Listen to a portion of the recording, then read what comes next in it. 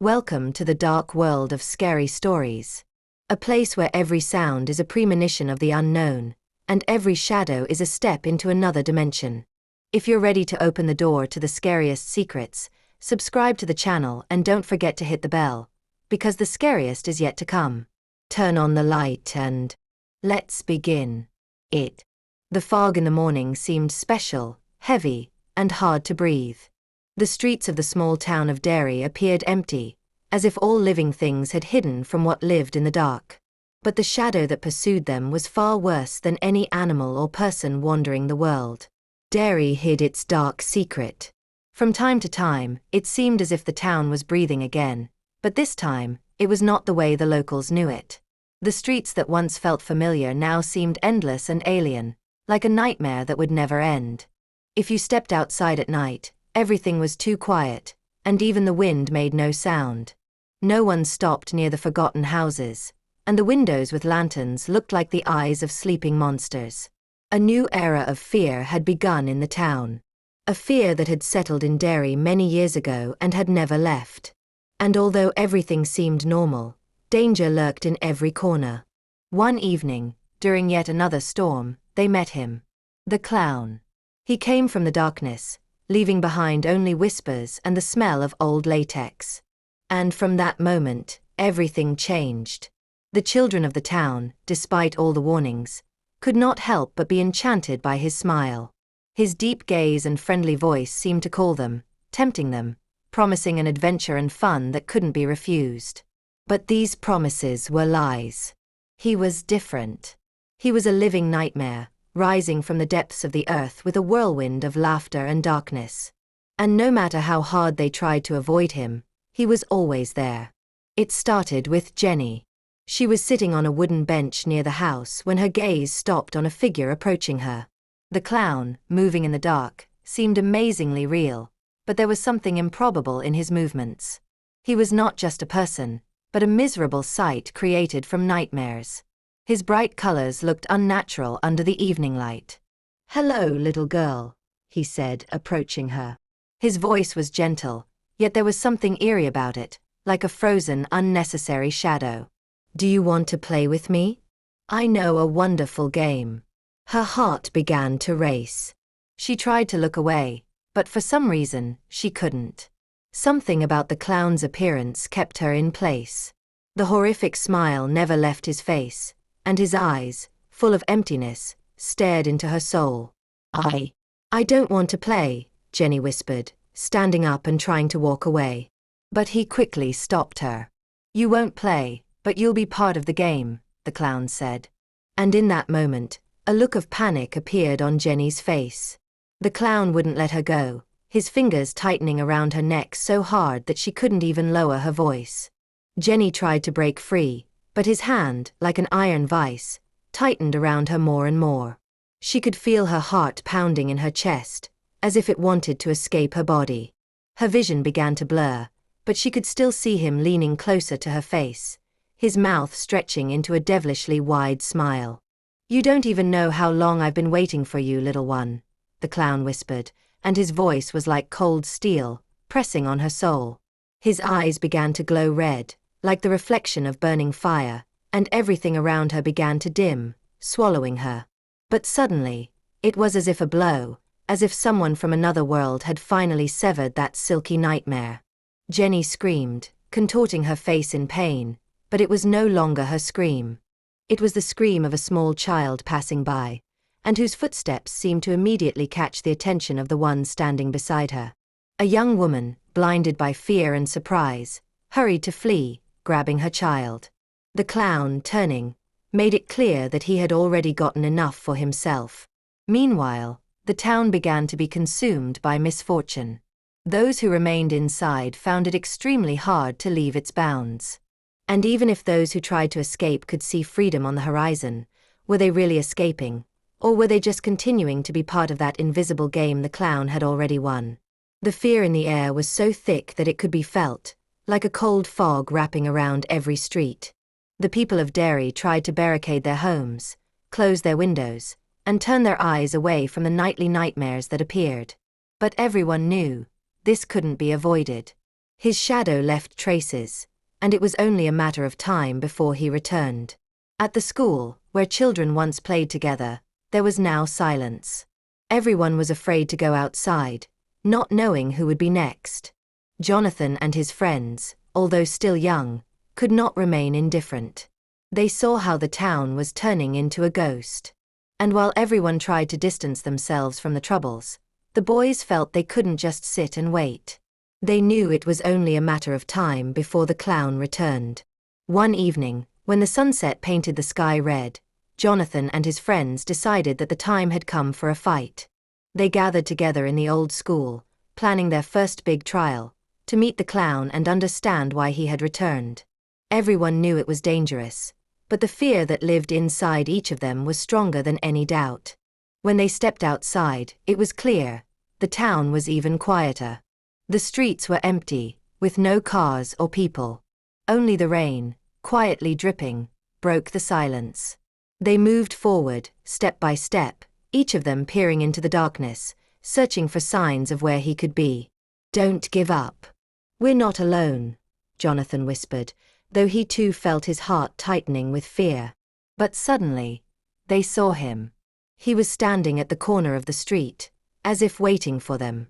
The clown, that terrifying, sinister figure pretending to be a friend, was there in his horrifying beauty. He looked at them with his large, glowing red eyes, burning like fire, and his smile was the same as when Jenny fell into his trap. Only now it looked even scarier, as if he was about to swallow them alive.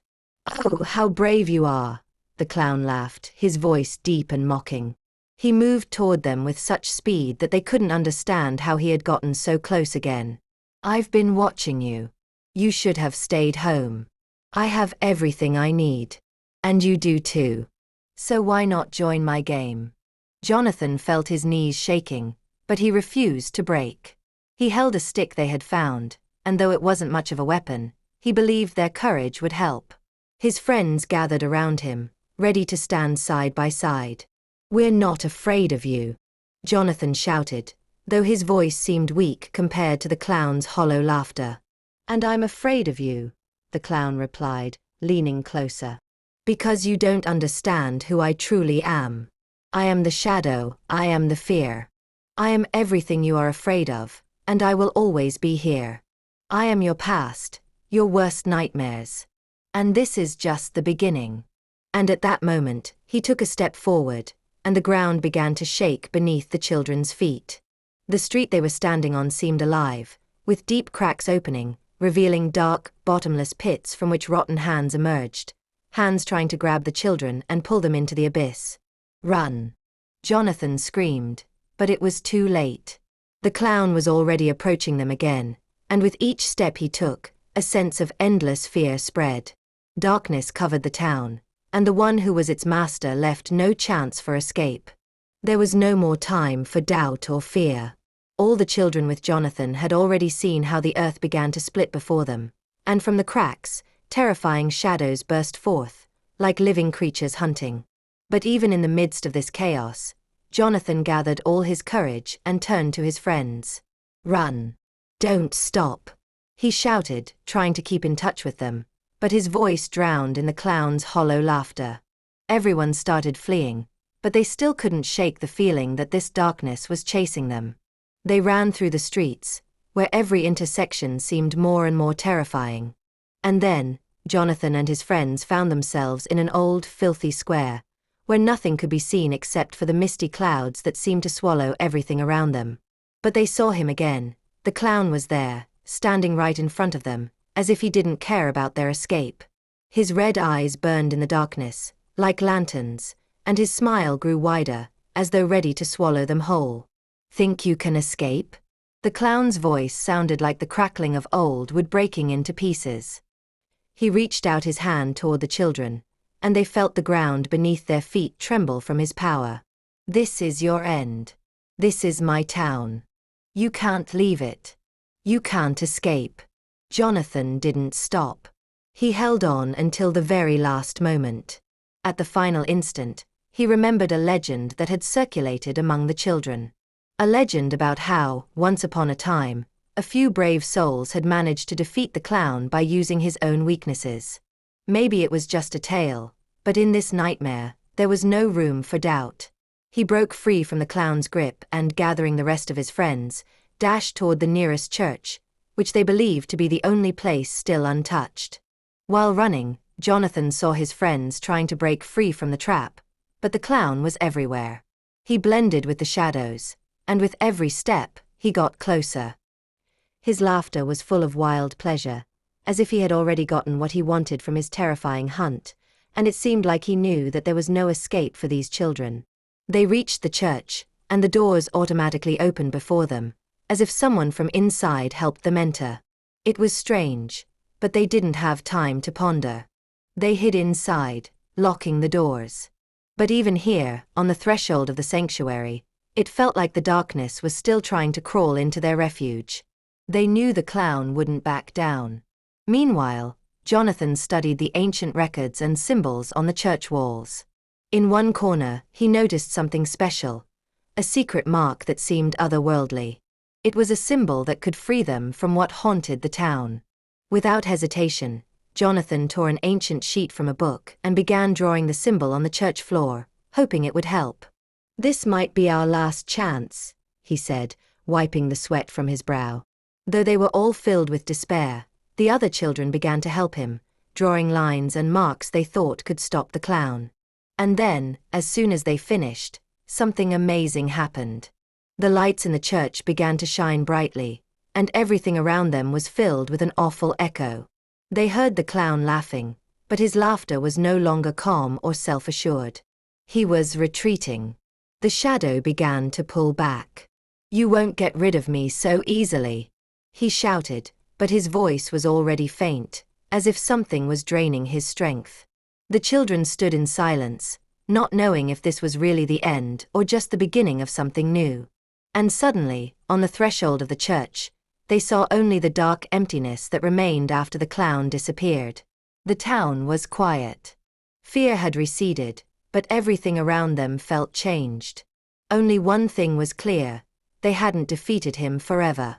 He remained there in the darkness, deep within Derry, and that meant he would return. Although the town of Derry had fallen silent, the feeling that it was not truly over never left the children. Their hearts remained heavy, knowing that the clown, like their own fears, had not disappeared forever. He had only waited until the fog covered the town again, until everyone forgot what had really happened. Jonathan could not sleep peacefully at night.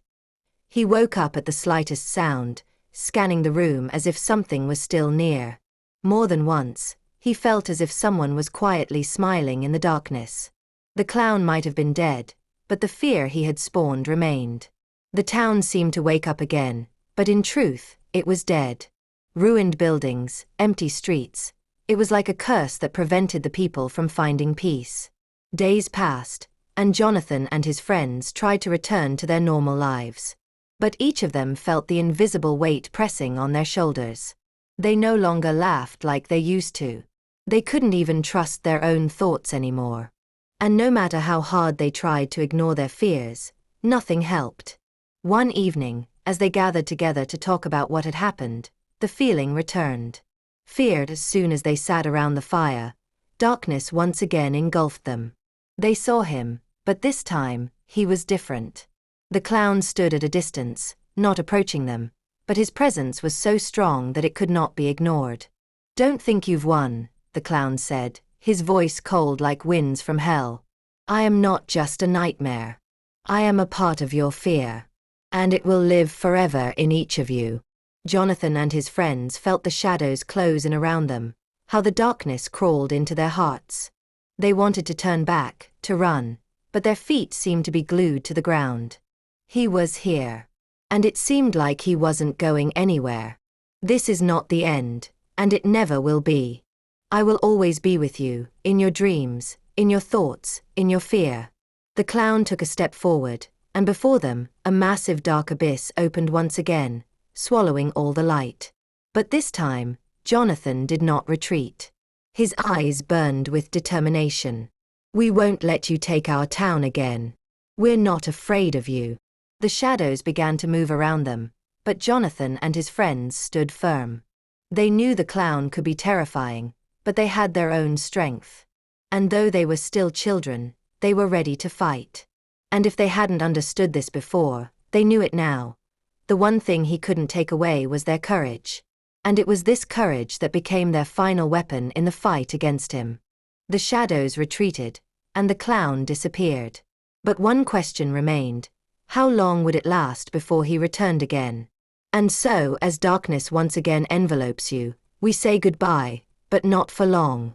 Remember, the night is never truly safe. Subscribe so you don't miss the new horrors, and come back when it's time for new nightmares. Beware of the shadows, they are always near. Until next time.